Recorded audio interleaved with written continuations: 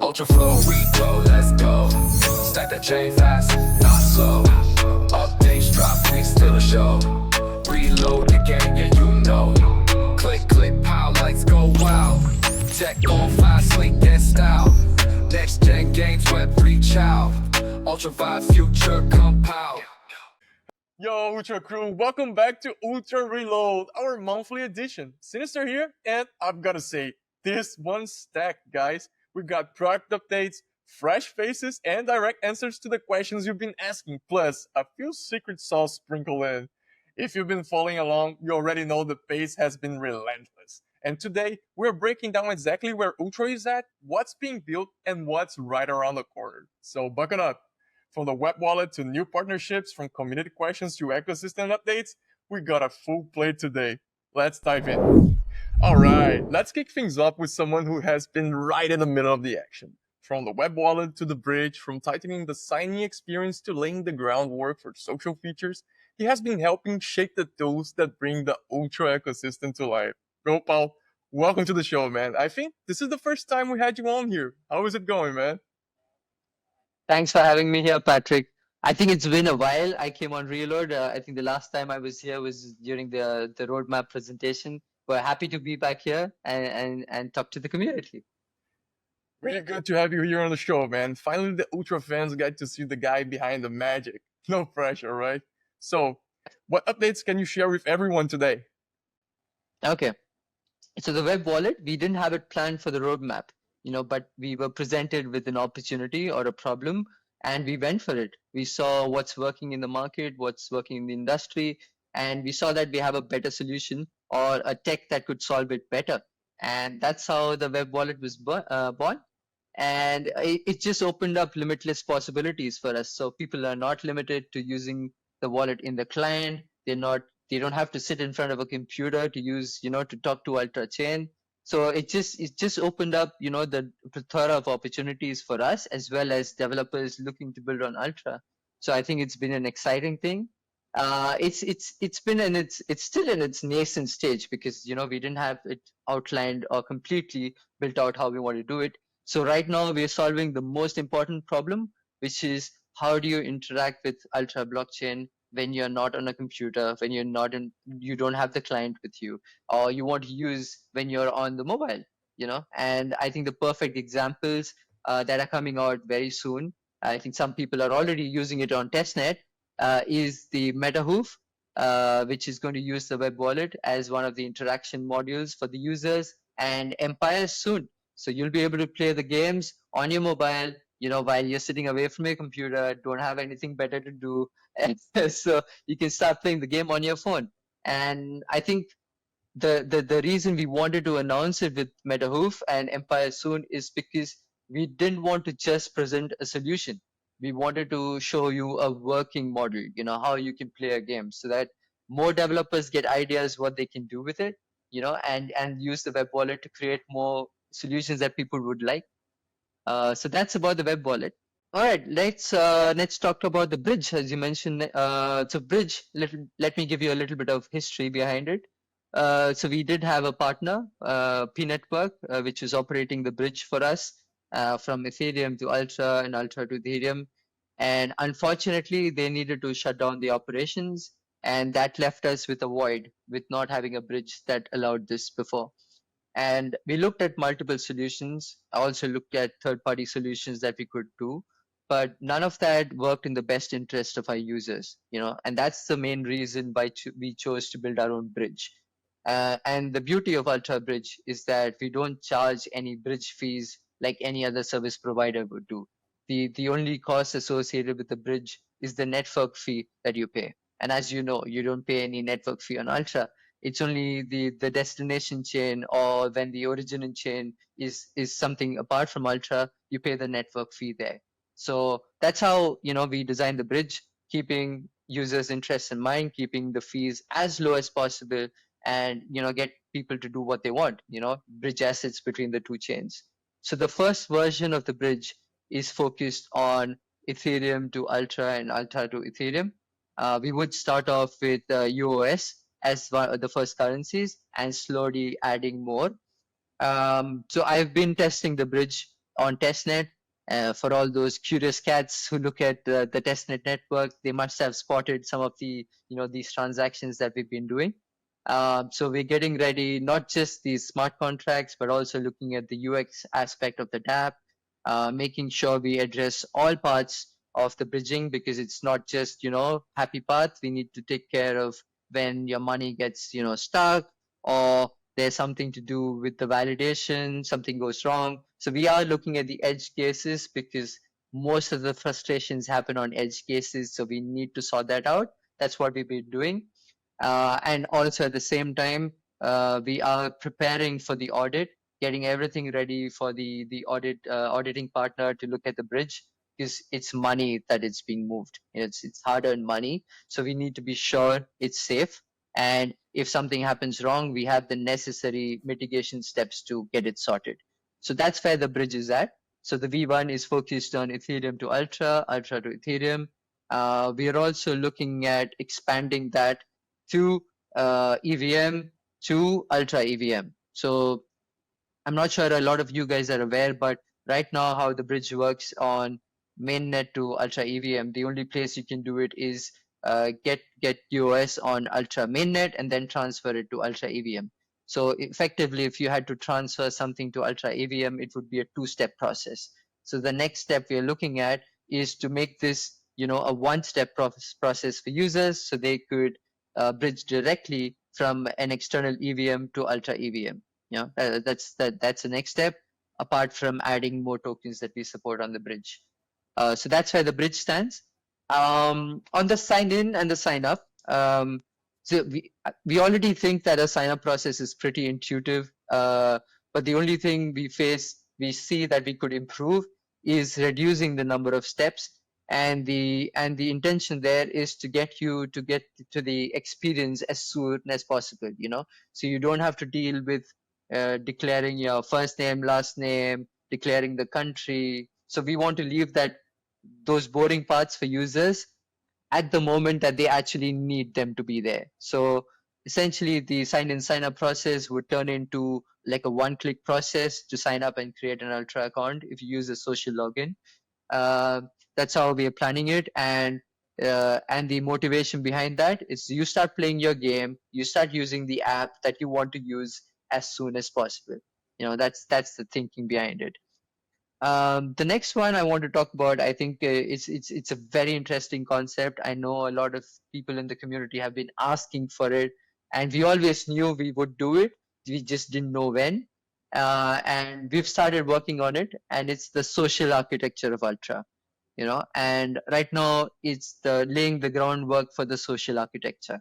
So if I had to put it very simply, the social architecture starts with individuals, connecting with individuals, seeing what is happening in the community, and then talking to each other. So this is like the groundwork for it.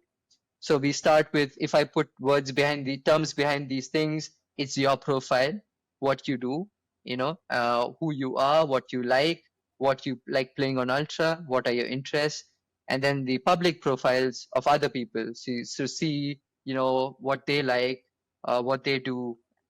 Of course, it's dependent on what they want to keep private or not. So that's going to be taken care of. And the next aspect is what's happening on Ultra and what are people doing. So that's the activity feed. So the activity feed is like a combination of what people do, what others are doing, what you're doing.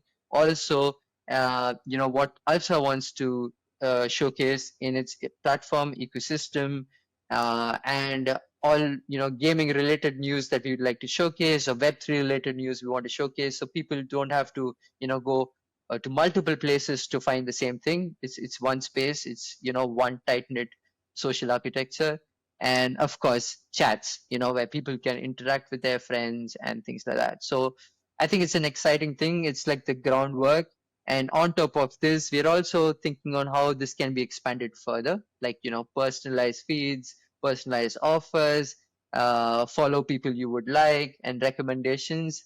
But that's for later. But right now we're laying the groundwork, and I think it's an exciting concept, much needed concept on Ultra. I think that's it, Patrick. It's been very, very, I think, exciting for us to work on it.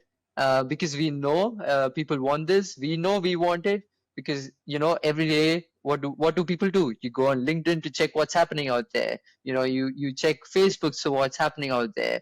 So we want people to feel that same kind of excitement when they come to Ultra, so they can see what's happening, interact with it, find new things to do, and be excited to be on Ultra. Man, that's what I'm talking about. That was amazing. The web wallet, the bridge, the whole signing and social experiences, plus activity feeds. You can feel all the pieces are connecting, right? It's the kind of progress that make the Ultra fans sit up and go, all right, this is really happening. Man, huge thanks for the update. I really appreciate you breaking down for us. That was awesome. Thanks, Patrick, and speak to you soon. Okay, see you soon, man. Now, speaking of new energy, we got someone joining us here for the very first time, and he's here to help take Ultra Reach to the next level. I'm talking about Stefan, our new business development executive. He's already working on locking in collaborations and partnerships with some of the biggest players in the industry. Stefan, welcome to the show, man. Great to have you here with us. Hey, thanks, man. Thanks for having me here, and happy to join the community and support the community on Ultra. I'm super excited with what's coming. Obviously, just want to introduce myself real quick. So I'm Stefan. I've been working in the traditional gaming industry for like over 25 years. So I've seen a lot. I've seen things moving. Support the launch of the first free-to-play games in Europe. Published World of Tanks in Asia. Been involved in some of the biggest name in the industry, and also being also involved in the crypto world and the Web3 world for quite some time. So I think I started crypto in 2014. So very, very early. It was only Bitcoin at that time. I think things have been evolving quite a lot since then. And yeah, I'm here to bring a new energy and then mostly bring in Ultra to the next level when it comes to gaming.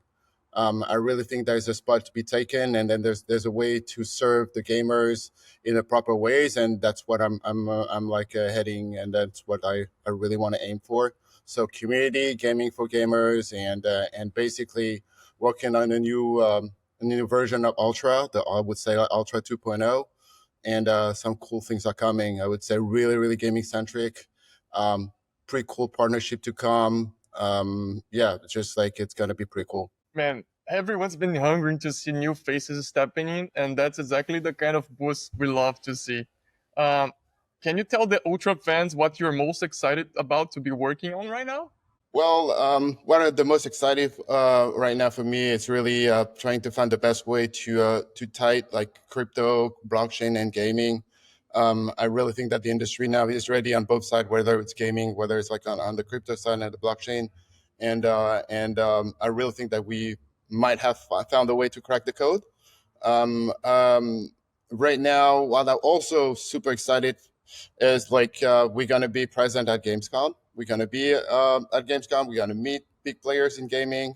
A lot of meetings are lined up, and I'm super excited because I really want to announce a lot of good stuff. I'm not gonna tell you more right now until it's fully ready, but be ready, guys. It's coming. Man, that's exactly what we needed to hear. It's always exciting when new talent comes in with fresh ideas and big connections, and I think the community is going to love seeing where this partnership takes us. Thanks a lot, Stefan. Really pumped to have you here with us, man. Thanks, man. I'm super again. Thank you for having me, and then to the whole community, we're gonna get you involved. We're gonna get you on board, and be ready for some really cool stuff. Can't wait for that, man. See you soon. Cheers, guys. Thank you. And now it's time to bring in the big guns. He's the one steering the ship, making tough calls, and keeping Ultra locked on the mission that is redefining gaming. And today, well, we might have to kidnap him from his honeymoon to make it happen. Talk about dedication, right? So, buckle up, because joining us right now is none other than Gus. Gus, welcome back to the show, man. How are you doing today? Not bad, and you? It's good to seeing you again. I'm very good now that you're here with us. Whenever you join, we know everyone is in from some real talk, so I'm ready. And judging by the questions you got lined up, the community is more than ready to. So what do you say, Gus? Shall we jump right in? Yeah, let's go. Let's do it. Let's do it. Okay, starting things off with a tough one, right? The kind of question that gets right at the heart of why we're all here. The community wants something that they can take with them and share with everyone. The quick, powerful version of the Ultra mission. So, in 30 to 6 second flat, what's Ultra Big Vision for the future? And what exciting things are coming next that we can tell our friends and family about? Well, I'll tell you why I joined Ultra, right? Because then and it's the conviction that I have and the team has and the investor behind Ultra has, right? Uh, and it's gonna feel like it's repeating things, but it's very simple. Into the entertainment industry, you've got three major actors: movies, music, gaming. The two first one has been super well structured all along the value chain, from production to distribution to all the different actors around. Gaming industry is still a black box on so many aspects. The conviction that we have is that there is a company that's going to come and take a major spot, major place into this value chain of gaming distribution. We're convinced of that, right? So we feel 100% that someone's going to succeed on this. And the reason we so much into Ultra is that we believe that Ultra has card in his game that can make the difference. Cards that makes you allowed to win the race. Are we going to succeed? Only God knows, right? When you're playing such a game, you have to be ready to fail, of course. But when we falling asleep at night, waking up in the morning, we convinced that we're going to succeed, right? And the reason why is we've got a team that's is up the fucking roof. We've got a tech that those guys has been developing for the last 7 years. We've got a vision. We've got investors behind us. We've got so much things that's for a project takes so much time to put it together, right? But again, the ambition behind is enormous, right? So it will be hard, it will be tough, but one thing for sure, the thing that we're aiming for, someone's going to succeed. So we're putting everything together to make sure that it's us. Love it, man. That's a mic drop vision right there. Short, powerful, and something that every Ultra supporter can carry into any conversation. Now, from vision to let's call adventure, Gus, you dropped a line in your last interview that got the community talking. You dropped a line about being a pirate, and I think people love it, but they also want to know exactly what you meant. So here it is. In your last interview, you mentioned being a pirate. I believe you meant in an entrepreneurial sense, but the community wants you to clarify that.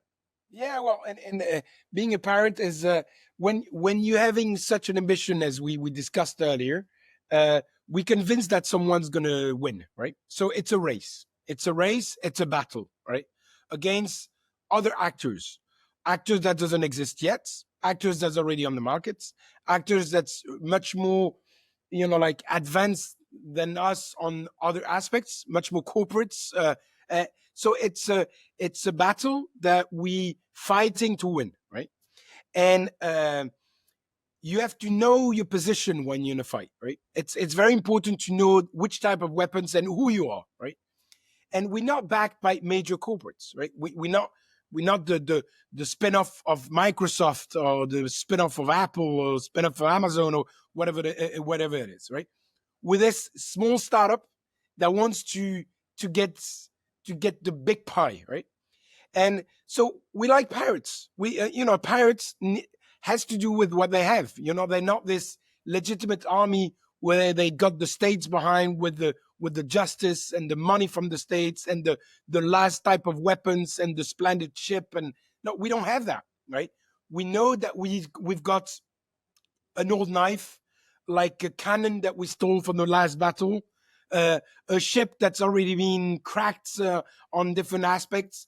We know that we've got the team that we have, but we also know that we got energy and we've got the belief that no regular army can ever have, right?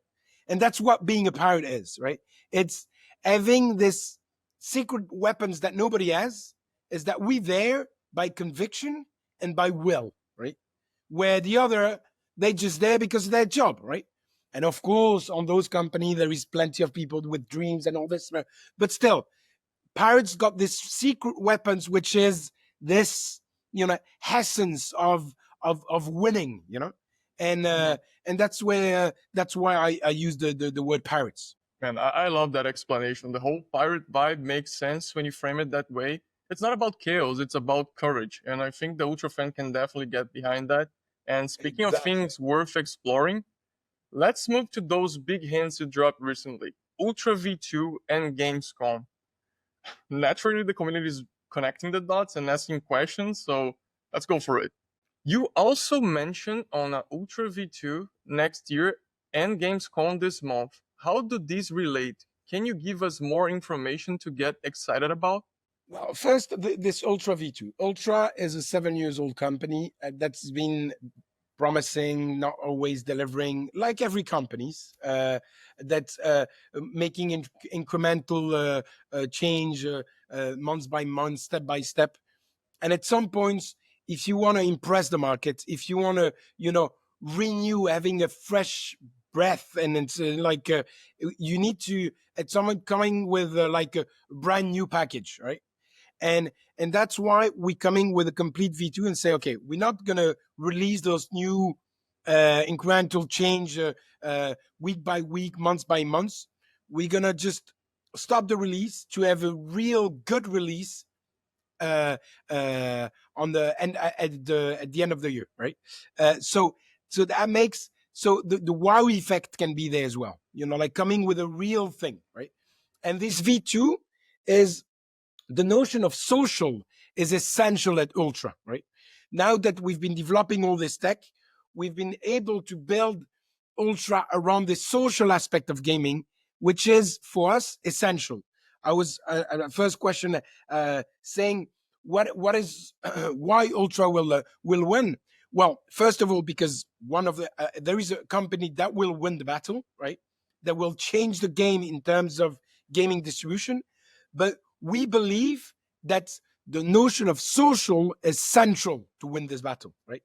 And that's what we're going to come with, right? And the V2 of Ultra is the social aspect is definitely the major bricks of it.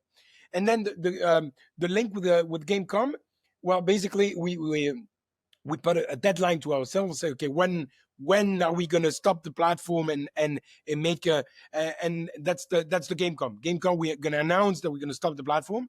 Well, stop the platform, meaning that there won't be new release for the next until end of year, and coming with a very cool user acquisition.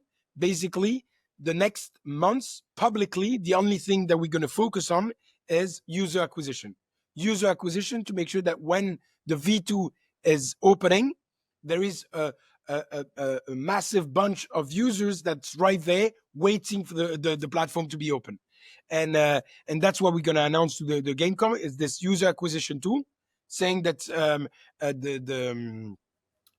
the platform will stop the release every week, and launch this major V2 version for end of year. Right, and even Stefan earlier mentioned that he's pumped for Gamescom with a ton of meetings lined up, right? Yeah, exactly. I mean, the V2 that we've been working on now for the last 4 or 5 months, and still working until the end of year, is putting all the different type of very cool partnership around us. So Gamecom, it's probably the best event in terms of B2B to meet potential partners and show what we have, and plug them into the into the project.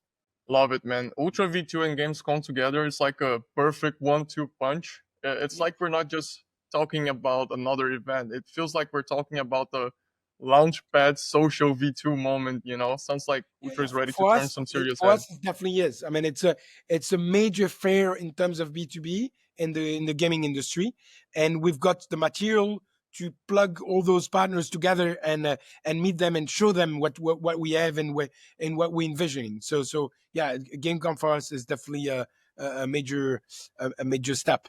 Well, can't wait for Gamescom. Now, let's pull back a little and talk timing, because a lot of people are wondering how Ultra will line up with the next big wave. So, the markets are heating up and the Ultra fan is watching closely. Some are wondering if the timing will line up for Ultra. So, here we go. There is concern that the bull run is on the way and Ultra will not be ready for the alt season or gaming coin run. What is your take on Ultra positioning and timing of the market? Well, there's two things on this. Well, I know that how much you guys are interested on the coin, and trust me, I'm extremely interested by the coin, right? So to see this coin going up, it's my wet dream every night, right? But we have to be real. Ultra is a 7 years project, right? We're not gonna make this token pump from one day to another out of a rumor or a little, a little catchy phrase, and wow, the thing is there. The only thing that we can bring is value and content. That's the only thing that we can do, and that's gonna bring, stable growth, because with the real reason of the growth in the token, with the utility behind and all the rest. And that's what I'm focusing on since I joined Ultra, is value and content, right? And of course we want to play the crypto game. I give you a quick shot. We there is a few agency of a PR agency in Korea that's pitching for the moment to make some stuff there, because Korea is we are listed on BitTom. It's a nice place to and there is things that we could do better there. So it's not that we are avoiding the crypto game, right? But at the end, we need to bring value and content, and that's what we are focusing on, and that's where we convince that's going to bring the value to this coin in a stable way. Exactly, man. And the way Ultra's been building quiet in the background, it feels like you're setting up for a strong entry.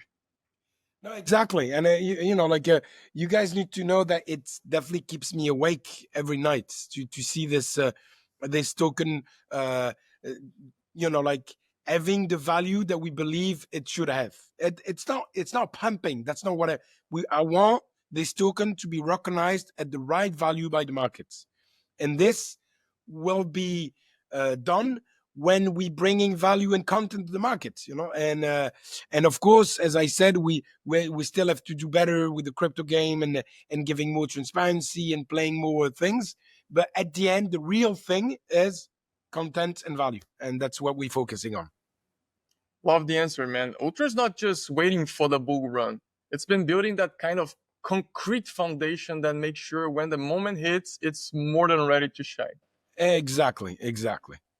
All right, let's close this out with one big question. It's all about Ultra direction and where the product is heading next. There's a lot of product and features developed by Ultra in the past that haven't been mentioned for a while. Where do you see the product going in the short, medium term? Well, the product that's been developed in the past is all IPs that we owning. There is all the IPs that's going to help us to support Ultra on the social aspects, right? Will be used to the max, right? The one that is that it's there but doesn't have a direct, help on this positioning.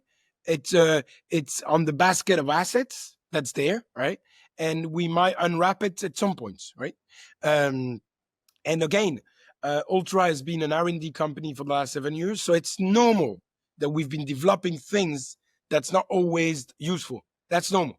And plus, 7 years ago, it's not the market of today, So there's things that you develop, and there's but still, the IP that we have on the several things, most of it will be used to the max because it's serving the notion of social or the notion of content. Regarding where the product is going, as I said at the beginning, the product is going on social direction, right? social direction, meaning that we a gaming platform, we a gaming distribution platform, and we want to put the social aspect at the center of the of it, right? And that's the direction that Ultra is taking, right? It's social, social, social, right? And because the content is not ours, of course, we will still have gonna account of ours, but 99% of the content won't be produced by us, right? Um, we are super app that's able to plug all the different things together for at the end make it the game social, right? And that's the conviction that we have again. Refer to the first questions. The conviction that we have is that the company who's going to come to disrupt the gaming distribution will be social, right? Social will be the center of his value proposition, and that's where the product of Ultra is going. Yeah, and it's clear some of those early features paved the way for all of those social features that are coming now, right? Exactly. Perfect way to wrap it up, guys. Hearing how the short and the medium term product focus ties everything together really shows how Ultra building smarter, just not more and more and more, like smarter. Every piece Exactly. has a place in the bigger picture, and it feels like we're getting closer than ever. No, exactly. And on the social aspect, there is so many things that's already exist in the market. You have to understand that today Ultra is not playing the game to develop everything by ourselves. We're there to partner, to plug things together. Julian talked about the grant program, right? It's also to partner with the community for them to develop things for us, and having technological partners that develop things for us, like we're there to partner and take things that exist to plug it together and serve to the max the social aspect of gaming. Awesome, man. Yeah. Gus, huge thanks for tackling those head on. Everyone definitely appreciates it. It's always a privilege having you on here to answer the community directly. That kind of insight really shows like how the Ultra fan and how much work it's going to every move. Appreciate everything, man. Well, again, I have to thank the community. Like we know it's a hard path. It's definitely not done yet. It's we as we say, like if we succeeding, everybody's gonna say, "Wow, those team has been genius. They had the vision like nobody." And if we fail, everybody's gonna say, "Well, we told them so." So now we convinced that we're on the right direction. We need the communities to support us more than ever. Um, and yeah, thanks again for the support, for the belief, for all those 7 years of sweat. And we more than ever in the trench with you guys to make this company a success. Absolutely. Gus, always a pleasure having you here on Reload. Thanks again for sharing your time, your vision with the community. We'll let you get back to steering the ship, Captain. See you next time. Thanks a lot and see you next time. Thanks. Now, before we wrap things up, we got one more guest to bring in, and he is no stranger to Reload. Joining us again is Julian, Ultra Chief of Staff. He's here to share big updates on some key areas, from the grant program to tokenomics, and of course, DEX and the bridge. Julian, welcome back, my man. What you got for us today? Hey, Patrick. How's it going, man? Thanks for having me back on the show. To the Ultra community, how's it, guys? Hope you're doing well. I'm back here to give some updates around the Ultra network, which I think we're all really excited about. So let me start off with firstly, a great initiative that Ultra started this year was the Community Advisory Board. Essentially, we've been working extensively with them on an array of different initiatives to push Ultra and the network. To make it clear to anyone who doesn't know, the purpose of the Community Advisory Board has been to create a funnel between the Ultra team and the Ultra community. This is an open dialogue for feedback, for criticism, for suggestions. We have great conversations, and the board is extremely level-headed and mostly very objective. So it's been really good to work with them, and I think that most of the Ultra community would agree that there's been some very positive changes in how Ultra has approached things in 2025 in comparison to the way things have been handled in the past. And as always, we're looking to build and improve on that. So yeah, looking forward to many more good things to come from those advisory board meetings. And one part that has come to life because of this grant, because of this advisory board, is the grant program. And to just give a bit of an update on how that's gone so far. So as you guys know, we announced it last week, and we've seen some great success in terms of applications. We've had almost 50 applications with a range of different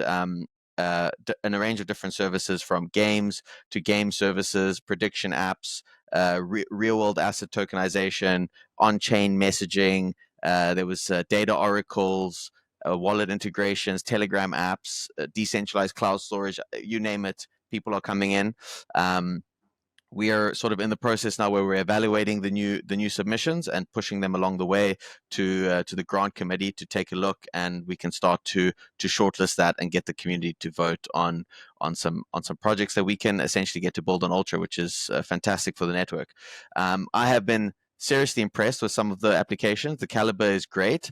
And I must say that the future of the Ultra network and UOS utility looks extremely bright if this is the type of people that we can attract. So I'm looking forward to getting resources in the right hands and getting the people to start building on Ultra, as as we say, build on Ultra and powered by UOS. Next topic is the tokenomics. This is something that we've been, as a company, working on for months. We've been trying really to figure out what is the best use for UOS. What is the best use for it in the platform, outside the platform? How do we implement this and showcase the power of it to the public? And I like to refer to this tokenomics in parts. I refer to it as chapters. So instead of outdated PDFs, we want to release the use of UOS and the different aspects of it like a story. This isn't 2019 anymore. We don't want to fall into the mistakes that the past people have made of promising certain mechanics and ideas, and these things don't come to fruition. So we want to learn from that. And when something is ready to be released as a new chapter for UOS, it will come and it will be public. So for the first part, the first chapter that you guys have been exposed to was the first developer incentive initiative, the Ultra Grant program, which I just made reference to. This is essentially the first step for us. This is where we start the story of the network and start the story of UOS. The next chapter maybe will be the utility of the token. So that is within the platform, but also outside the platform. Outside the platform being these grant applications, other games that are willing to integrate UOS. And for within the platform, we're starting to really evaluate how our different stakeholders can make use of UOS. So we have the gamers, which are the platform users. We have the developers that are launching content on the platform. And for larger partners that we're, as Ultra, as a network and as a platform, are partnering with. So we've found a way to use staking to empower the experience of all three of these stakeholders, essentially. So there'll be a use case for UOS as well as a very good staking case for UOS from B2B, so us and other businesses, but also us and the consumers, the users themselves. So we're very excited to release more on that as it comes to life and as we can show it to you in real time. There are other chapters, of course, to the tokenomics of Ultra, to the UOS story. One of them is increasing the accessibility of the token as well. There's also affiliate systems and allocations and a lot more to come, essentially, that we want to release to you guys as soon as everything is rock solid, and we don't want to be pivoting and changing and not going through with what we promised. Essentially, that's the goal here. There's a lot more to look forward to, and I'll share it with you guys as soon as it's ready to be shared. A part of the tokenomics is staking, which is something that everyone is very much looking forward to. We have to understand that staking is very much interconnected to the topic that Gopal mentioned previously, which is the bridge. Essentially, if we have tokens on Ethereum mainnet and tokens on Ultra mainnet, we don't want to release a staking protocol that is going to isolate users, and they're not going to be able to. Some users will not be able to take part in staking, right? So, this is just how things go and things move along. Because the bridge has been extended in its timeline, the nature of it is that the staking will come just after the bridge, essentially. We want these things to line up perfectly.